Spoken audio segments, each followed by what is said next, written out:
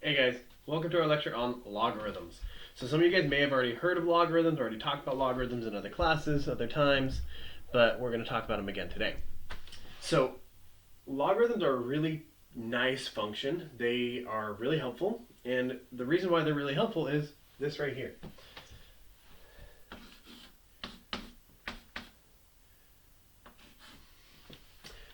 How do we solve that? How can I solve this equation?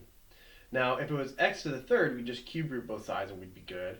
If it was, say, 3 to the 7th equals x, then that's easy, right? But we don't have a way, we don't have addition, subtraction, multiplication, division, none of those operations, roots or anything like that, can get this variable out of the exponent. The logs do. That's what they're created for. Logs are basically a mathematical invention to solve this equation. So let's start with a generic exponential expression. We'll just say b to the x equals y. For this, we'll say that b is greater than 0 and not 1. Okay, which is the same conditions on the base of an exponential function, right? That's the a to the x. A had to be greater than 0, not 1. So we're saying that's happening here. If this is true, okay, if this is true,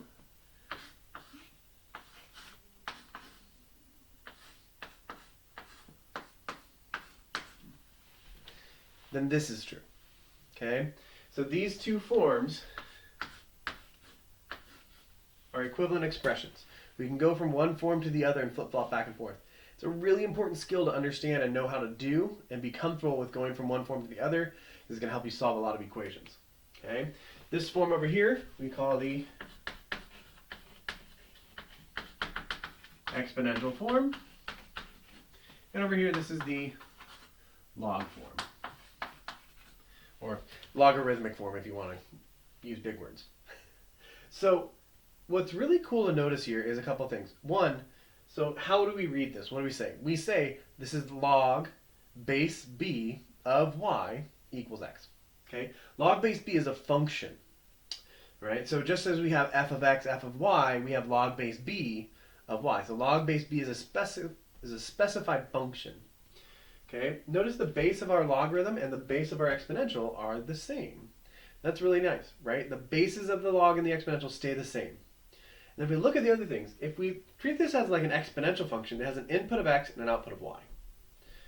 The logarithm has an input of y and an output of x. So notice they're just flipped. What other times did we talk about something where the inputs and outputs would flip? That's right, inverse functions, right? These are inverses of each other. That's amazing, right? And it makes sense. B to the x equals y, log base b of y equals x. So what this is saying, what we can kind of interpret this as, to give us a kind of a mental way to think about this. Logs aren't very intuitive, but if we think about them, especially if we think about them in terms of exponentials, it makes it a little more intuitive for us. Okay?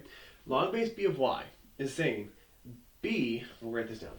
So what this is saying is b to what power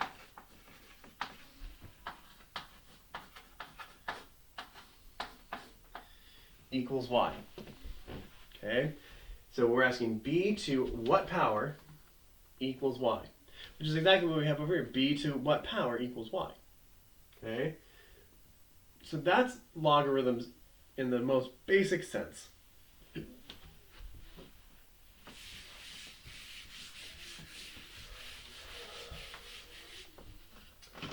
Now,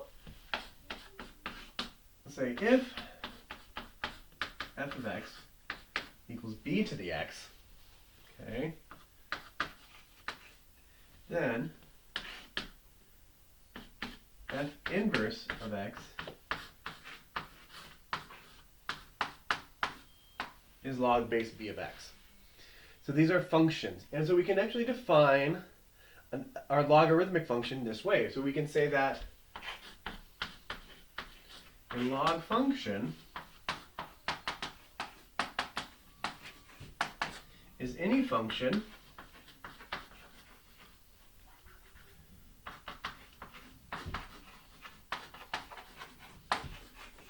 that can be written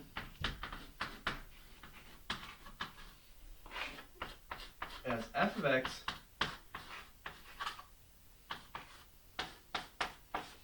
equals log base b of x. Connect this g here.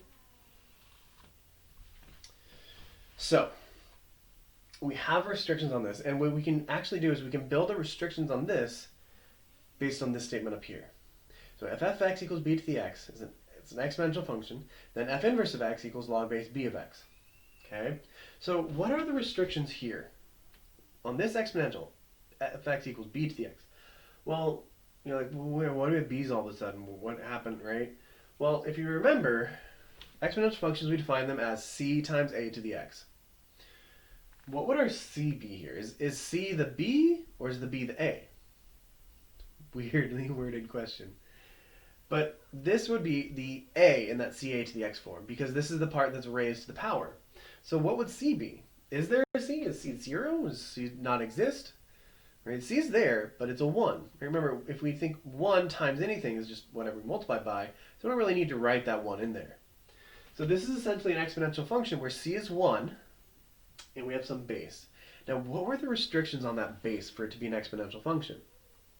We already mentioned them, right? B has to be greater than 0 and not 1.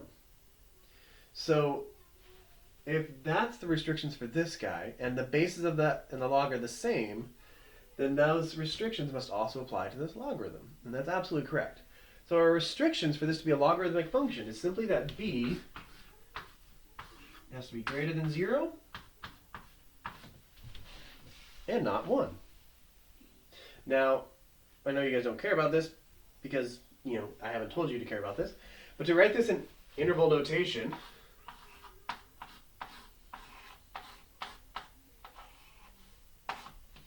we'd write it like that. 0 to 1, union 1 to 0, parentheses all around. So that's the basic definition of a logarithmic function. Okay?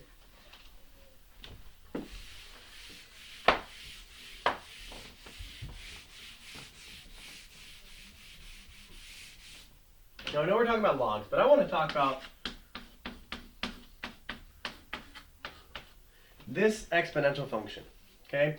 Our conditions are met. B is between 0 and 1, or is between 0 and 1 or greater than 1, and C is 1, so we're good. All our conditions are met. What is the domain and range of this function? So domain is asking about the inputs, right? There's no context, so we don't have to worry about meaningful. We just have to worry about valid, right? Because domain is a set of all valid and meaningful inputs. So valid just means if I put it in, I get something out. So is there any number I can't use as an exponent? Right? Well, if you remember from the beginning of the term, we had 5 questions that help guide us through this. We have negative, any negative, 0, positive, any positive. Can I raise b to a negative number? You're like, well, b can't be negative, right? But we didn't say b is negative. B is already set. We're talking about x now. X can be negative, right? What happens if I raise something to a negative power? Well, if I have, say, 3 to the negative 2, remember, a negative exponent just means that we get 1 over that thing with a positive exponent. So negative exponents work. Do all of them work? Yes.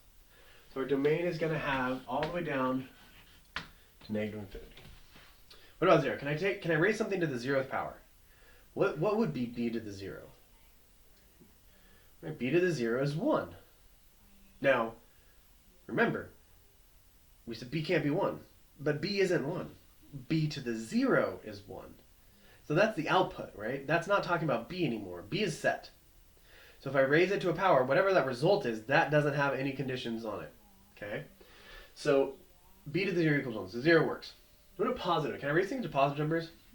Yeah, right? You're like, oh yeah, that's just the easy part. Positives. I like positives. So b to the positive works. B to the all positive works. So our domain is absolutely negative infinity to infinity. It's everything. Now let's think about the range. The range is a little harder. Okay? One way we could get it is by graphing this, right? Obviously we don't have a value for b, but if we pick a value for b, we could see kind of what happens, and we did a bunch of them, we'd see kind of a pattern. But let's ask ourselves, so b is a positive number that is not 1, right? So it's greater than 0 and not 1. So is there any way to get a negative number out of that? Well, let's think about it. What is b to the x? B to the x means I'm multiplying b by itself x times, right? So I get b times b times b times b. So this is a positive number, this is a positive number, this is a positive number. They're all positive numbers. If I repeatedly multiply positive numbers together, will that ever spontaneously jump and be negative? No. The answer to that is no. Okay, so it can't be negative, which means it definitely can't be all negatives. So now we move on. What about 0? Could this be 0? Well, you may grab your calculator and be like, okay, well, what if I have something like, we'll go decreasing. So what if I have like 0.5 raised to the really big number, right? Boom. 1 followed by a bunch of zeros. Oh, my calculator says that's 0, so we must be able to get 0, right? Wrong. Your calculator can only hold so many decimal places, so many digits, okay? Let's say, it can hold much more, but let's say it can only hold 10 numbers, okay? If it can only hold 10 numbers, and your number is 1, 2, 3, 4, 5, 6, 7, 8, 9, 10, and then a 1. So you've got 10 zeros and then a 1. But if your calculator can only hold 10 numbers at a time, right? So in other words, it's all about the RAM, the memory of this calculator, how much it can kind of hold. If it can only hold 10 at a time, and all 10 of those are zeros, your calculator goes, well, then this number must be 0. What's happening with our example up here with this 0.5 to the 1 something being 0 is I believe our memory on our calculator is about 99 or 100, somewhere right around there. There's 0 point and then 100 zeros or more, and then you get some numbers. So your calculator sees that, goes, this is just 0, guys. What? 0. But it's not. And so what we have to be careful about, we have to think about this in a little bit more of a symbolic nature. If this is true, a times b equals 0.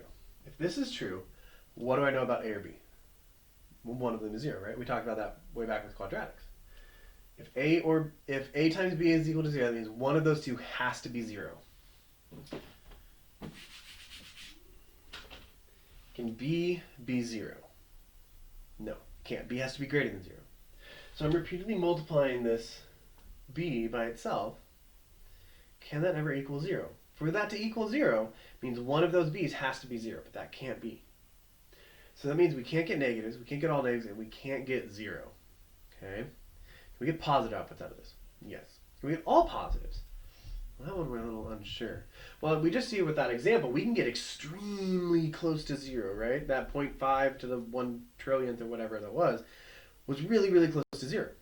What are really big numbers? Well, we know exponentials, they go really big. So we can get all positives. So our range is 0 to infinity. All right. Now, you may be asking yourself, why didn't we talk about this when we talked about exponential functions? Why are we talking about this now? Well, I'm talking about it now because we're dealing with a specific exponential function where c is 1. If c is negative, okay, the domain stays the same, but then our range would go from negative infinity to 0 because all that happened was we had a flip. And we have other shifts, then shifts happen. But the reason I want to talk about this now is because I want to now talk about g of x equals log base b of x.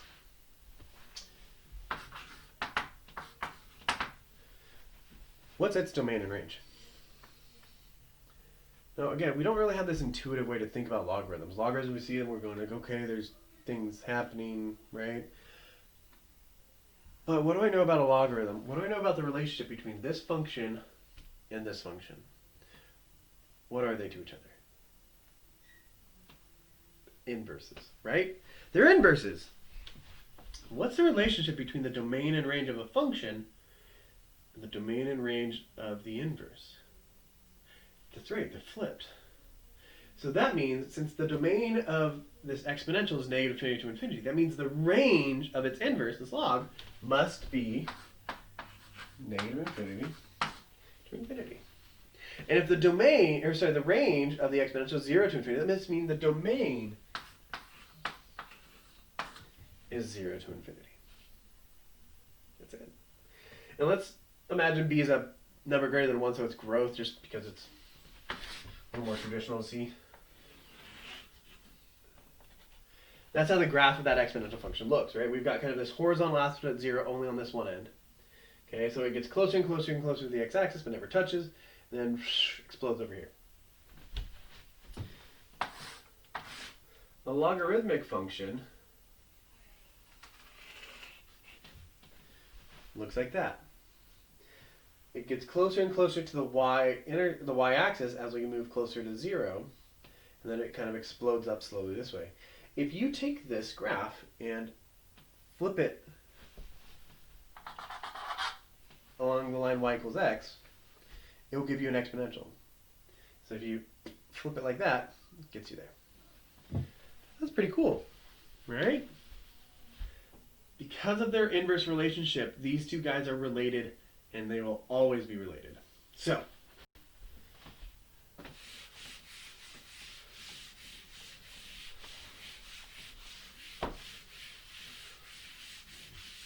now let's just practice evaluating some logarithms, okay?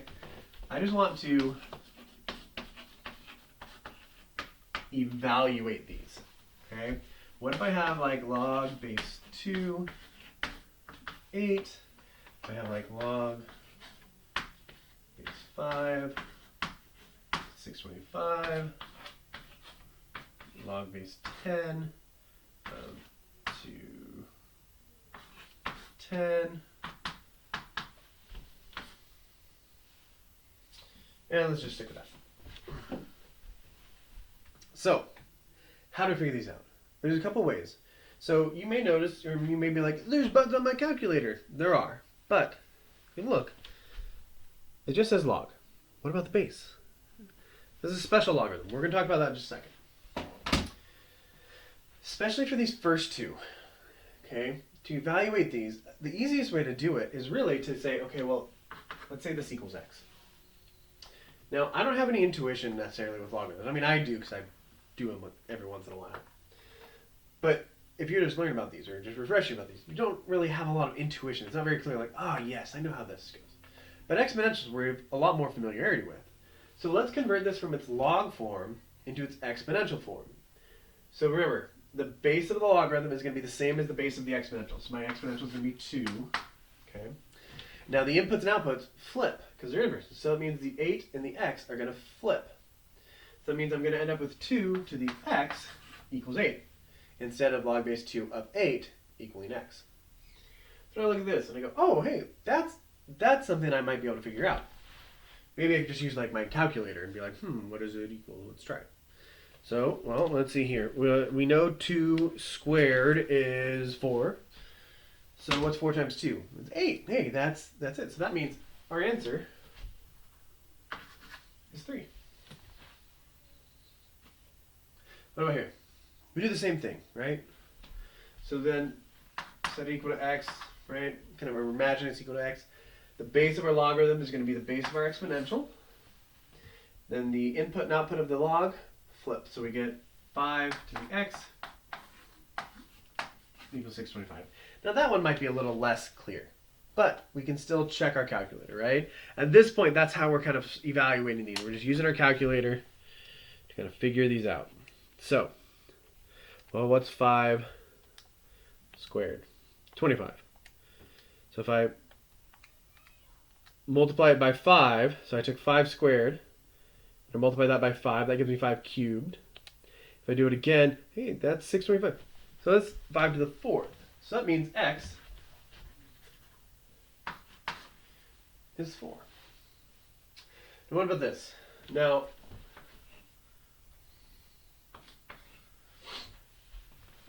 I chose these because they are powers of these bases. In other words, if I have 2 to the 3rd power gives me 8, not like 2 to the 3.4 power. 10 squared is 100, 10 cubed is 1,000. So 210 is not a power of 10. It's a multiple, but not a power. So how do I figure this out? Well, to figure this out, we use a nice little fact. There are two logarithms that are so widely used, they get special names and special symbols, kind of special notation. And there is log base 10 of x. This is written as just log x, so there's no base written on it. And this is known as the common log. Okay, so log base 10 is just a log with no base, and that is the common log. And hey, remember we just did earlier, we talked about it. There's a button right next to your 7. That is log. It doesn't have a base on it. That's the common log button. So to do log base 10 of 210, I can use my calculator, use the log button there, and then 210. Get 2.32. Now, it's not exactly 2.32. So what we do is we would put these little curly equal signs to say that's about 2.32. We're going to talk about it a little bit when we're solving some more equations, the difference between an exact solution and an approximate solution. So let's say we did some equation, we solved it, and we ended up with this, then we used a calculator, got this. This would be the exact version, and this would be our approximate version. Okay, so be careful. So on homeworks, if I say give me the exact answer, you need to give an answer like this. If I say give me an approximate, you want to give me something like this. So make sure you're paying attention to what it wants. So that's how we do that. Now, I said there were two common logarithms that were used so much, or widely used logarithms. They have their own name. Log base 10 is one of them. Now, does anyone remember what that special number was that we talked about with exponentials? Yeah, that's right, e, right? That's that 2.718 roughly. That is used so much in exponentials that then the inverse of it must also be commonly used, and it is. And so we say log base e of x. We rewrite that as ln of x, and that is the natural log. Okay, and if you wonder why is natural log ln and not nl, it's French. Logarithmic de naturel. That's where it comes from. So, this and this are two special names. If you see these, if you're really struggling with it, right, you can always rewrite them as their kind of equivalent forms. So if you ever see a logarithm without a base written down on it, it's not a mistake, it's specifically log base 10. Okay? So,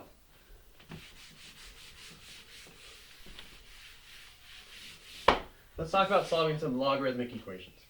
Or some exponential equations, either way. Let's do exponential first. So, what's really cool, and I'm going to kind of do something separate first. If I know that a is equal to b, then what's cool is f of a is equal to f of b.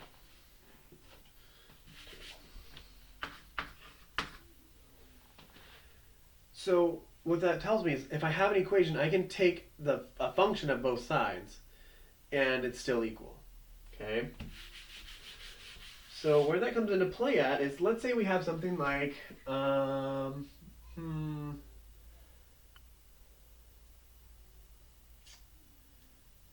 actually, before I do that, I want to introduce something. I want to think about something. I do one more example. Let's evaluate what is log base 5 of 5. What is log base 5 of 5 squared? Log base 5 of 5 cubed. Okay, so log base 5 of 5, log base 5 of 5 squared, log base 5 of 5 cubed. If you already know these, great, don't blurt it out to the rest of the class. Sorry, that was cheesy. So let's start with this last one. So just the way we solved we evaluated those ones before, we kind of create like the exponential equation, right? So we say, okay, let's say this equals x. So the base of my logarithm is the base of my exponential, the input and output flip. So I get 5 to the x equals 5 cubed.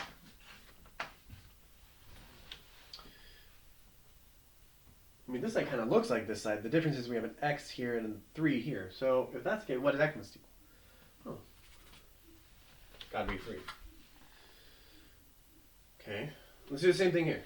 So go to x, our base 5, flip these, we have 5 to the x, was 5, okay, well, x has to be 2. Do the same thing here. So x, got my base 5, raise it to the x, it equals 5. Now these are easy, right? There's exponents here, so I knew what they were, but there's no exponent here. So what is the x? Is the exponent 0? No. Because logs, right? We don't want that. That doesn't work. What is the exponent here? 1. That's right. Remember, if there is no exponent, it has an exponent of 1. Pretty cool.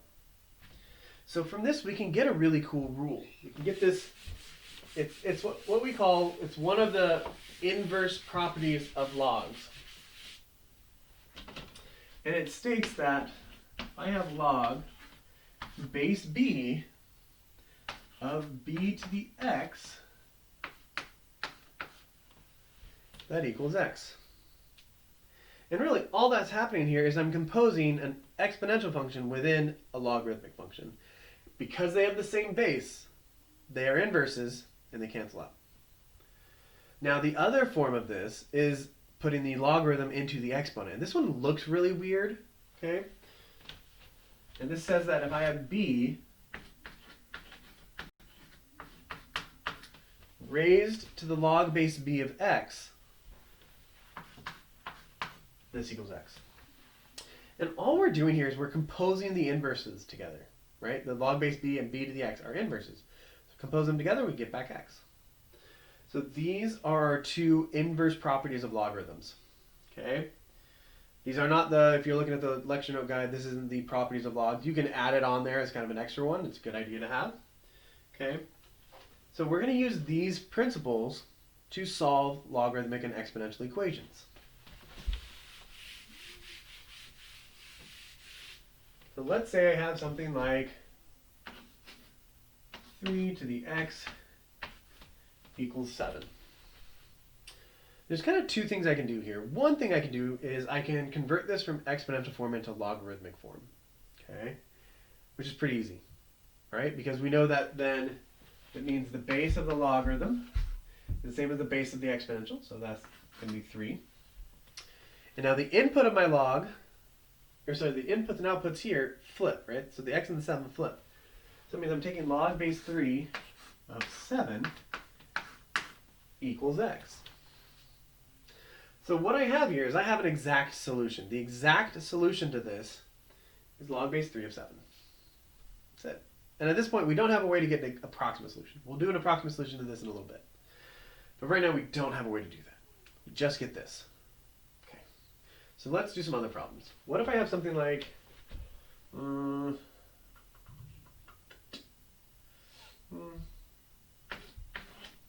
to the x minus 2 equals 348. What do I do? I can't convert this into log form because this isn't an exponential like this.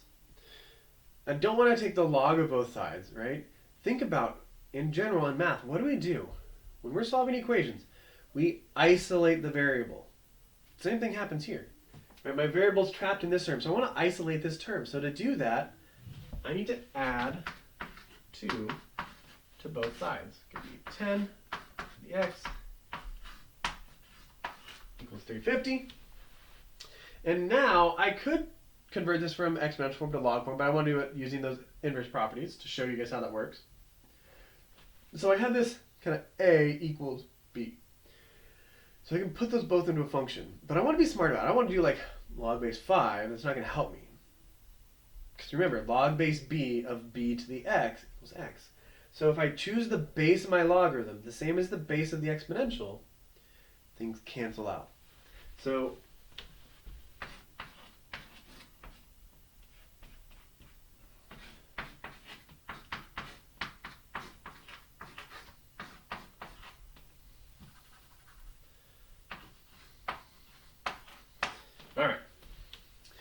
So I take the log of both sides. I have log of 10 to the x equals log of 350. Now you may be thinking to yourself, and this is a smart thought, but wait, I thought the bases had to be the same, right? This is base 10. What's the, oh, that's right. Common log, if there is no base, it's base 10. So I didn't have to write log base 10 of 10 to the x, because log base 10 is just the common log, and I can just leave it like this. So what happens to this here is this left-hand side, these cancel out. I'm left with x equals the log of 350. This is my exact solution, okay?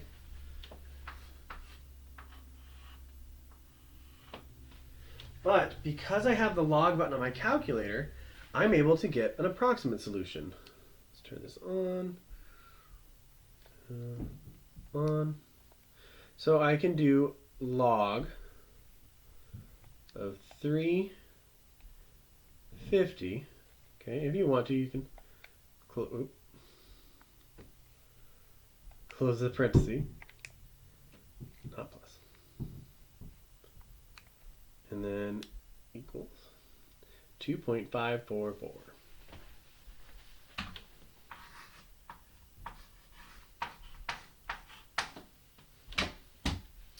And so here we have an exact solution and we have an approximate solution. That is how we do this. So remember, I will probably specify. If I don't specify, either is fine. If I do specify, you need to make sure you use the correct form. If I say give me an exact solution and you give me 2.544, that's going to be marked wrong. Okay, if I say give me an approximate solution, you give me log of 350, it's going to be marked wrong. So now what if the equation has logs in it?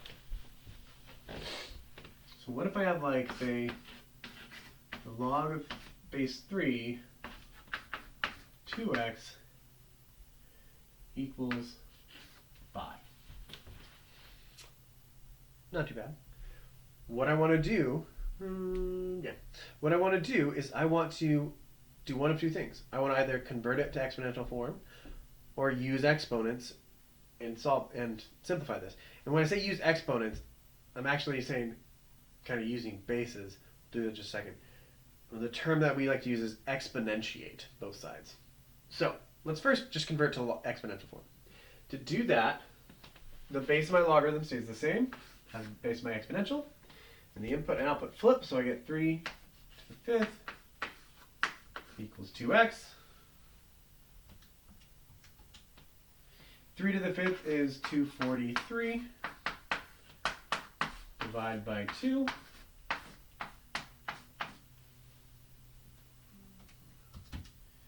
And since you all like decimals so much, I'll be nice. We get x equals 121.5. That's it. Not hard, right? Not scary.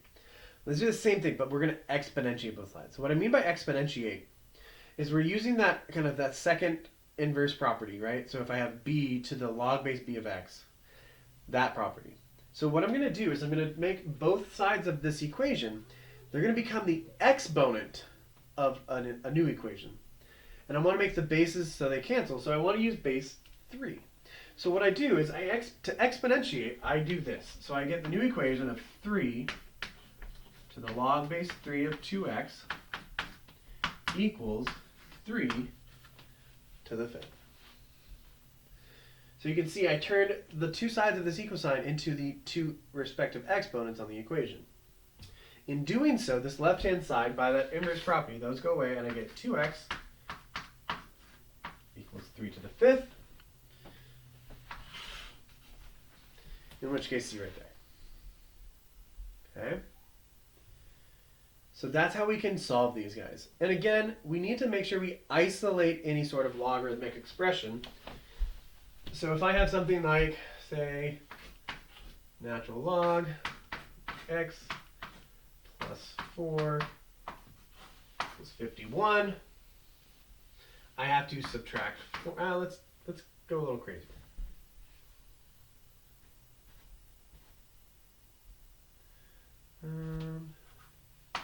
Make it life easy. So if I have 2 natural log of x plus 4, subtract 4 from both sides,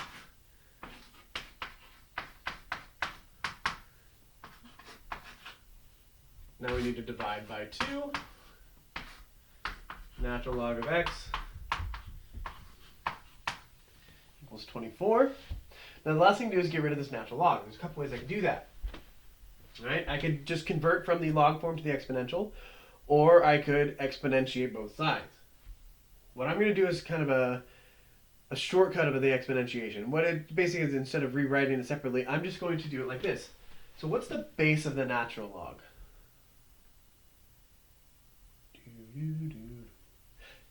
E, right? It's that number E. So I'm just going to do this. And this is my way of kind of writing like, oh, I'm exponentiating both sides, right? It's the same as, I wouldn't, instead of, in a whole new equation saying 2 ln x divided by 2 equals 48 over 2, and having another line saying ln x equals 24, right? I'm just doing it all at once. So this cancels that, we get x equals e to the 24th. That's it, okay? Solving these equations like this are pretty nice and straightforward, nice and simple.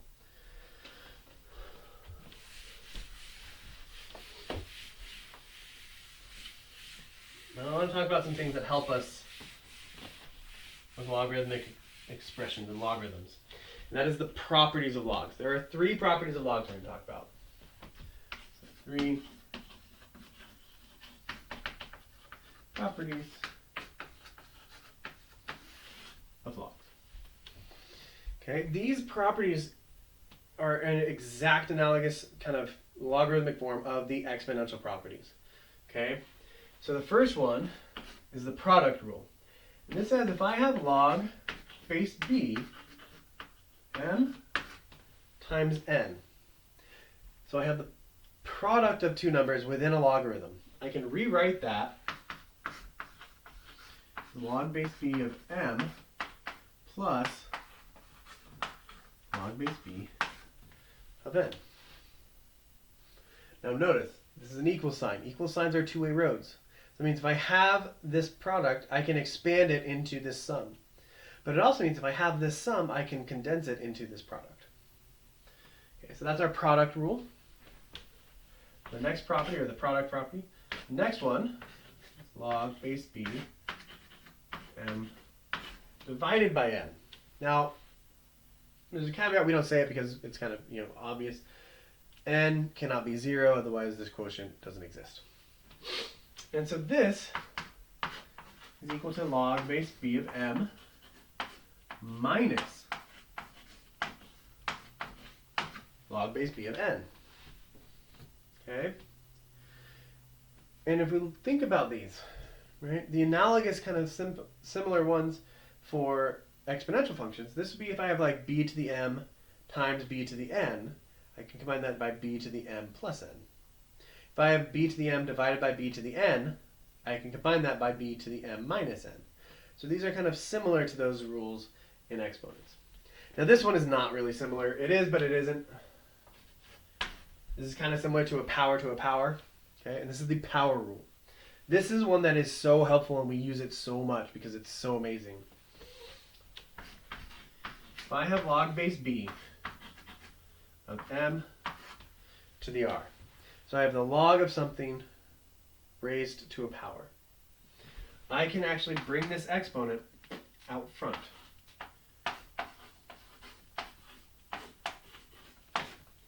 Giving me r times log base b of m. All this is it's a repeated application of this. Okay? But this is so huge and so powerful. Okay? That is just amazing. Right? So these are the 3 properties of logarithms. I will ask you, and you're going to do it on that homework, so I'm not going to go too crazy with it, but to kind of combine and simplify and expand and stuff like that, logarithmic expressions. We'll do an example in just a bit with that. Okay.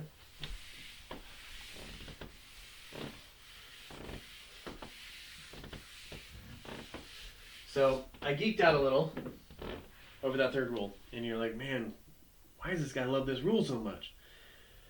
This is why.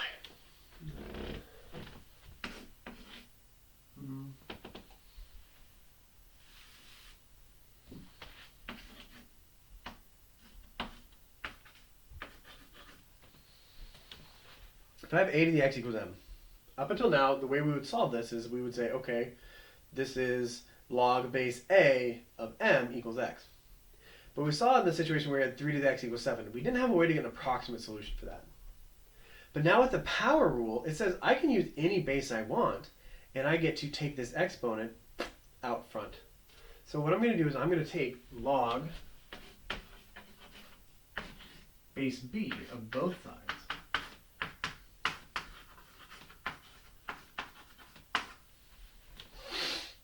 Okay, now on this side here, I'm going to apply that power rule, that exponent rule, which says I can bring this out front, giving me x times log base b of a equals log base b of n. Now the only thing you need to solve for x is divide by log base b of a.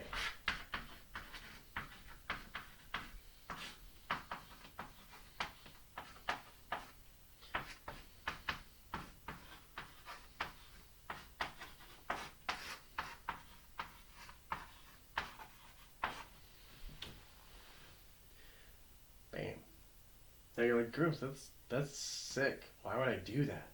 Well, remember, we said one of the ways we could solve this was just by saying, okay, well, x equals log base a of m. And that's just simply rewriting it from exponential form to logarithmic form. So what I get about this is I get that log base a of m is x. But x is also log base b of m over log base b of a. Why do I care?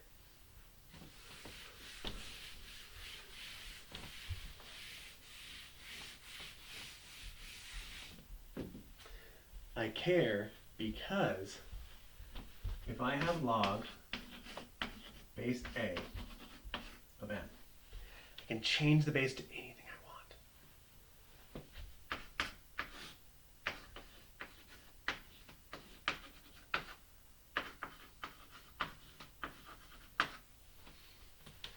Just by doing that.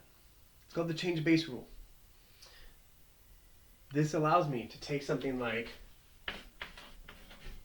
log base 3 of 7, which I couldn't do in my calculator. And I can rewrite this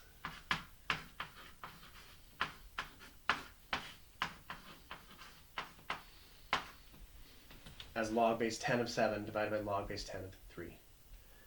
And this I can do in my calculator. So if I grab my calculator, turn it on, so we have log base 10 of 7. Now it's really important that we close that parenthesis. Divide by log base 10 of 3.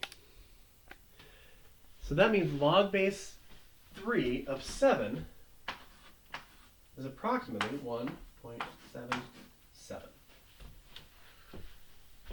Now the reason it's so important that I close that parenthesis, that first one, is if I don't, right? So I'm going to show you what I have on the calculator. I'm going to show you what it would actually do. So if I write on the calculator log 7 divided by log 3, and I have equals. Say I don't close any of my parentheses because I'm just lazy and I don't want to do it. What my calculator reads this as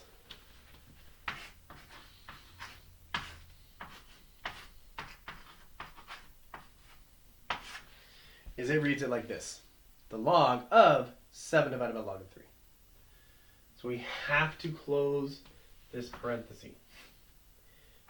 It's always a good idea to close that one. Okay? If we don't close this parenthesis before we divide, it will give us a wrong answer every time. Okay? All right.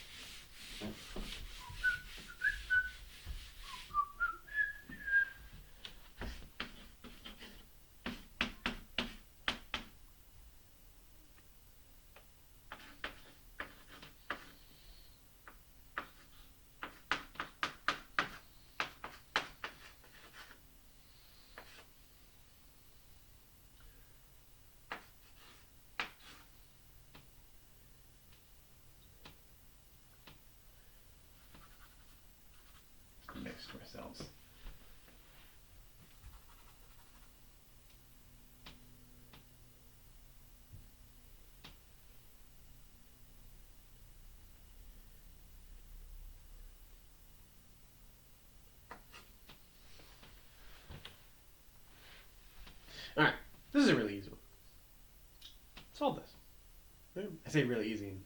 I mean, some of the stuff we do. Well, the first thing we need to do is combine all of our x terms, right? You see logs and you're like, oh my god, what's happening? This is so crazy. I can't do it. Oh my gosh. But it's the same principles that we've followed for all of math. We need to get all of our x terms onto one side. We need to get them into a single term and isolate it.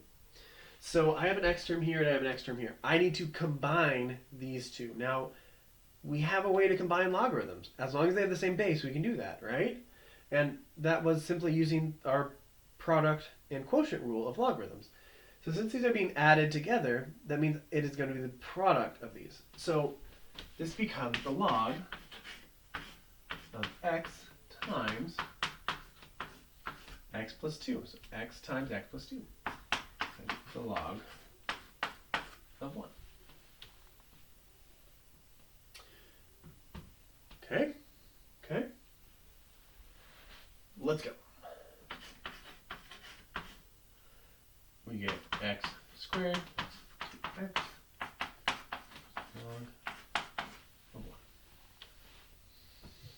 All right, we're getting there. You know what's really cool? I have the log of something equals a log of something. Let's get rid of those logs. How do I do that? By exponentiating. What's the base of this logarithm? It's not written there, so what is it? Perfect, 10. So I'm going to exponentiate both sides of 10, and when I do that, that's gone. That's gone. And I get the equation x squared plus 2x equals 1.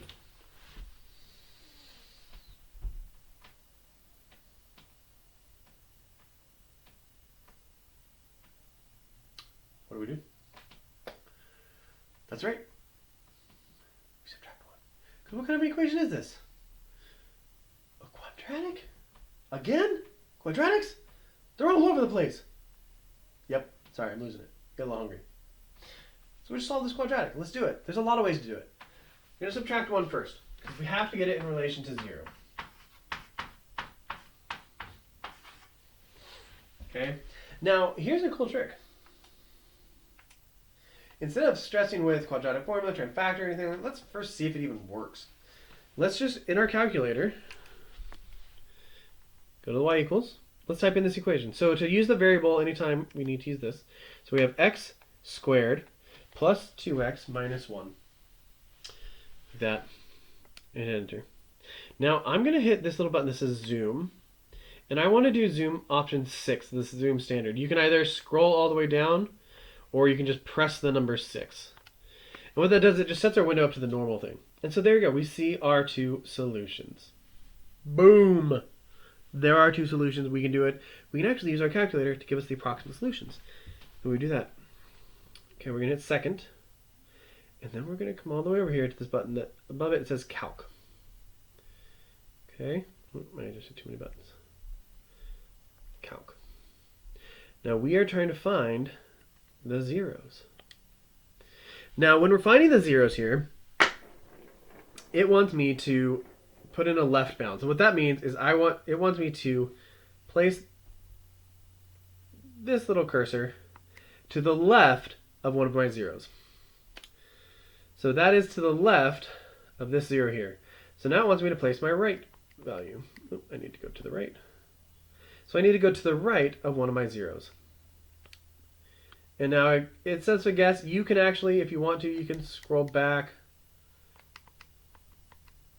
until you get close. But you can also just hit enter again. And this says that I have a 0 at approximately 0.414. So that means the solution to this will go approximately 0.414. And now that's not our only solution, right? We also have another one over here. So we're going to second calc again. Want zeros. So now for the left bound, we need to get to the left of that other 0. Then we need to get to the right of that other 0.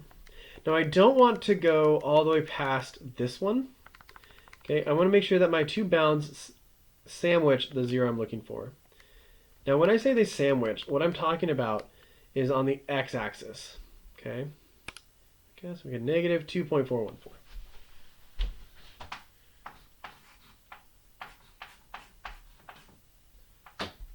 Okay. Two possible solutions, right? Because there's two solutions to this equation. And the x is 0.414 and negative 2.414. Now, what was the domain of a logarithm? I'm like, oh god, just grab up my notes. Pause it if you need to, right? We'll wait. Right? That's right, yeah, good job. The domain of a logarithm was 0 to infinity, not including 0. So is this answer going to work? Because I can't do log of negative 2.414. So this is an extraneous solution. This works. And if you plug it in, it'll actually give you approximately the same thing. So this is our only answer. Boom. Extraneous solutions are back again. You got to check your work. Right? The biggest thing you have to check for is make sure that you don't have any undefined issues with your logarithms. Okay? So, that's how we solve a log equation. Use the rules of logs. Okay? Let's do one more.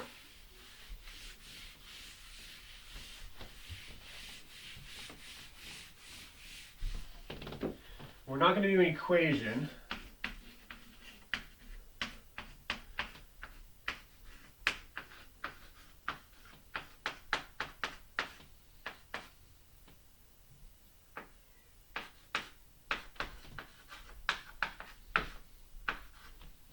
I just want to combine this into a single logarithmic term. So the first thing we're looking at to see if it's even possible is that we have the same base. We have the same base, we're good, we can do this. So what I want to do first is I want to remove all of my coefficients. And by remove them, I mean I want to apply the power rule to bring them inside of my logarithm. So when I do that, this right here becomes log base 3 of x squared. Then I'm not going to move the negative, I'm just going to move the 5. So this becomes log base 3 of xy to the 5th. And this last one becomes log base 3 of y to the 4th. Now from here, it doesn't really matter what order you do things in. What I personally like to do is I like to do all my addition and then do my subtraction. And now, it's kind of confusing because you may be like, oh, I'm adding these so I can put these, but this is a negative one. So what I'm actually going to do is I'm going to rewrite these so the negative is last. And so what I end up doing is I get log base 3 of x squared plus log base 3 of y to the 4th minus log base 3. And now I'm going to do two things here. Actually, I'm moving this, but I'm also going to distribute this. So x times y to the 5th is x to the 5th, y to the 5th. So I get log base minus log base 3 of x to the 5th, y to the 5th. All right. Let's add. And by add, I mean apply the product rule to this addition. And so what happens, because these are being added in the same base, this becomes log base 3 of x squared times y to the 4th.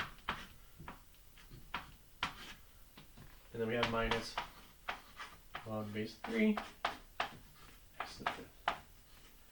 Y to the 5th. Okay? So what I do here is I now need to divide. I need to apply the quotient rule.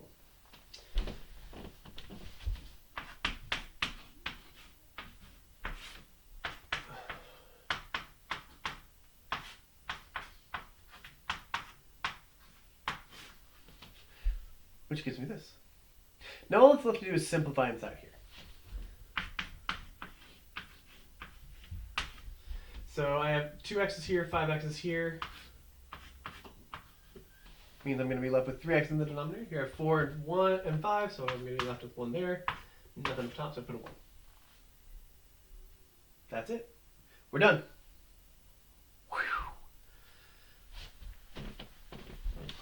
Okay. And looking at this, you may be like, oh my god, there's so much, right? But it was just, okay, we applied the product rule. I just reordered these, right? Remembering, you can reorder subtraction as long as you kind of treat that subtraction as a negative. So this is move the whole negative over. Then I applied the product rule to this addition. Then I applied the quotient rule to the subtraction. And then I just simplified based on exponent rules. Okay. power rule, product rule, quotient rule, simplify. That's all I did here. Okay? You'll get some practice doing this, and if you need more practice, just you can Google it, or you can just make up your own thing.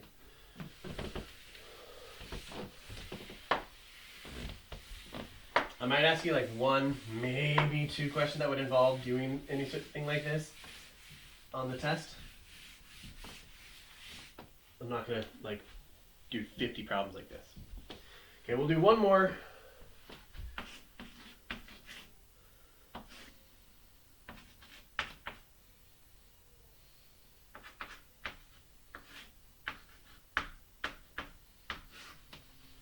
And I want to expand this. So to do that, I'm just going to go in reverse.